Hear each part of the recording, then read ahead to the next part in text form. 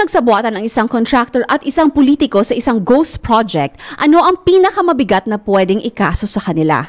Ang pinakamabigat na pwedeng ikaso sa kanila ay plunder under RA 7080 with the penalty of reclusion perpetua to death. And since wala tayong death penalty sa Pilipinas ngayon, this is usually up to 40 years of imprisonment. So pwede talaga silang mabulok sa kulungan.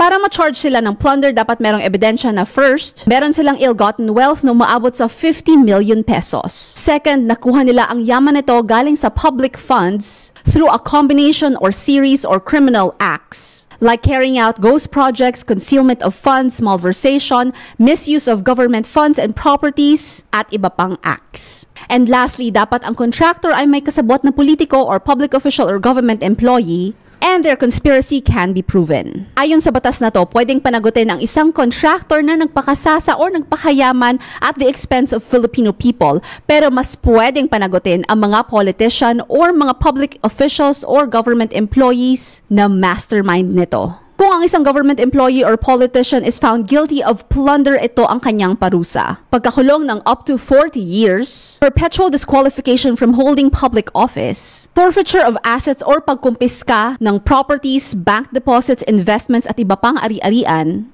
kahit na nasa abroad pa ang mga ito, loss of retirement benefits, and lastly, civil liability o danyos sa mga taong apektado ng kanilang pangungurakot.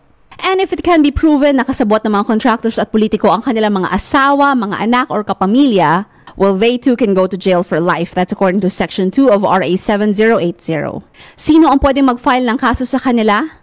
Anyone who has substantial evidence and personal knowledge, kahit na anonymous pa ito. A concerned taxpayer may be a complainant through the Office of the Ombudsman, who will then lodge the investigation and finding of probable cause.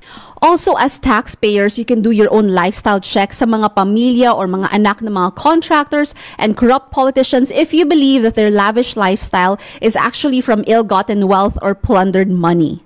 If you have copies of their photos of their social media flaunting their luxury items, private jets and luxury cars, or a screen record of their YouTube video or vlog showing their mansions, pwede mo itong ipadala at i-report sa Anti-Money Laundering Council, sa COA, sa BIR, and other relevant government agencies. As a taxpayer, as a Filipino, may boses ka. Marami kang magagawa.